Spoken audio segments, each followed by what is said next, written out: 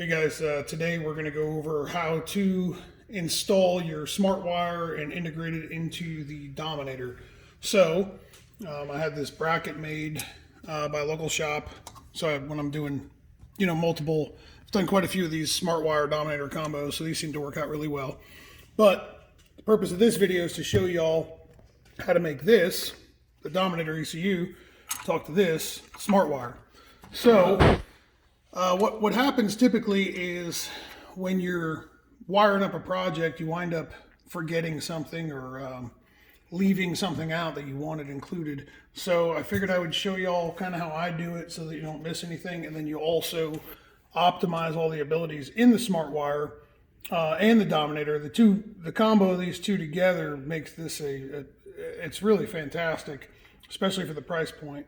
There's other PDMs out there that, they work fine and everything, but this is, what I've been sticking with. So the first thing I wanted to point out is that this piece of paper right here is very important. So you've got, connector A and connector B. It's in a list. So what we're going to work with right now is the input side of the Smartwire. So here's connector A, here's connector B, and each connector has 6 inputs in it. So you have a total of 12 hardwired inputs, plus there is hang on a second, let me grab one. In the car that I'm working on, it has one of these. So all these go across CAN bus, so you don't have to hardwire anything for this. So your switched inputs right here are already in the car, and they go across the CAN bus. So that has nothing to do with what we're doing here. So when I start a new project with a Smartwire and a Dominator, what I do is I lay out what all does the customer want, and when they're done telling me everything that they want, I fill in the blanks with everything else that I think they're going to want down the road, so that all they have to do is click a couple buttons and enable some stuff and make it work. So instead of only having 3 or 4 inputs to the Smartwire, a truck I just redid, he had a guy wire the truck, and he didn't know what he was doing with the Smartwire, or he didn't know what he was doing, period. But he didn't utilize anything inside of the Smartwire. So what I'm going to do is I'm going to show you how I do it. So we know we've got 12 inputs, right? So we need to, it's simple, but let's just look at what we're going to do for inputs to the Smartwire. So we need a neutral safety. We got a remote start button. Those are 2 things that are going to get hardwired from the chassis or from the car that don't have anything to do with the ECU. This car that I'm doing right now, I can't show you the car, but the car that I'm doing right now, this is how I'm going to lay things out. So I've got a trans brake signal from the ECU. The ECU needs to see the trans brake, and the Smartwire needs to output to turn the trans brake on and off. Got brake lights, water pump, fan, fuel, RPM, all this stuff is coming from ECU.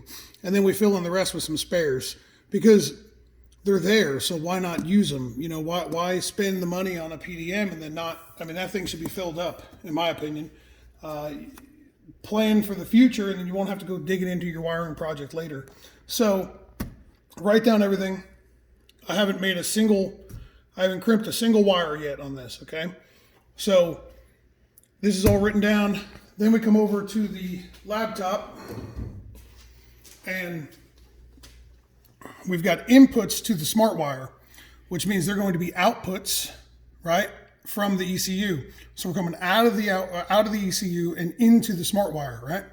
So we make all of our outputs. So we got fan to Smartwire here. Zoom in a little bit. Fan to Smartwire here. And then brake light switch to Smartwire, trans brake, water pump, fuel pump, dump valve, and then RPM, and then I've got 3 spares. So before you've crimped a single wire, what you're going to do is you're going to create all of your outputs in your software, right? So this is the way I wire every car. I always build a pin map in the I/O for every single car before I crimp a single wire. So we go to our pin map and we view outputs, and you'll see J2B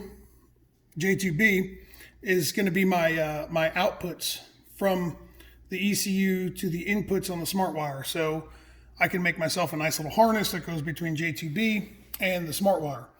Now the next thing you do after you pin map all these out and decide where you want everything to be, and then you can start making yourself a harness that plugs from one to the other. Comes out to be a lot nicer of a product at the end, and you've planned ahead. We've got some spares built into here. So the next thing you want to do when it comes to Smartwire and Dominator ECU integration is you want to use some inputs. So these are going to now be, come over here. These are now going to be outputs. These are going to be outputs from the Smartwire. Okay, they're going to come out of the Smartwire and they're going to go into the ECU. So I'm going to throw a bunch of spares in here because why not? But sometimes we make the start button be the purge button after the vehicle's running, or maybe this is our N2O enable. So it's going to have to come out of the Smartwire into the ECU to let the ECU know that, hey, we're going to enable nitrous. I've done reverse override switches, stuff like that. There's a whole bunch of different things you can do. And with the programming logic with a Smartwire, you can make one switch.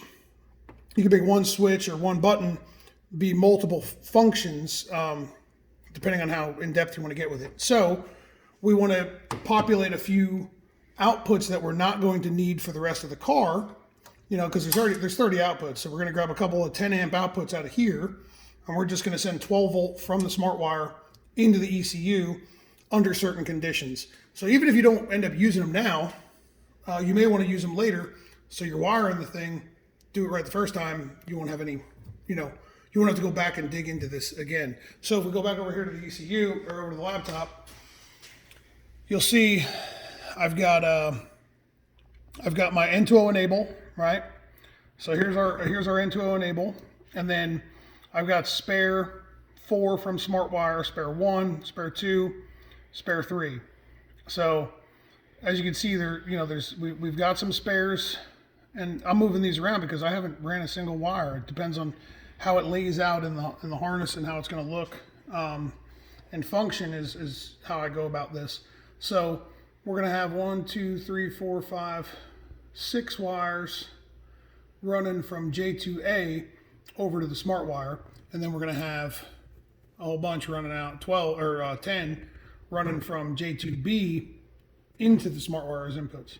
So this seems to be a pretty common question. I get messaged to me a lot about, hey, I know this Smartwire does a lot more than just, turn on my fan and my water pump. How do I set this up? And I figured I would make a quick video and show you kind of how to go about doing it.